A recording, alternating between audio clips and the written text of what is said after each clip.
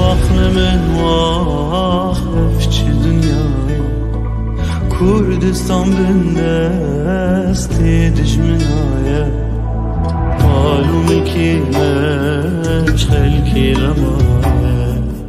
وقت دنیای ایرو نمایه معلومه که مش خلکی رمایه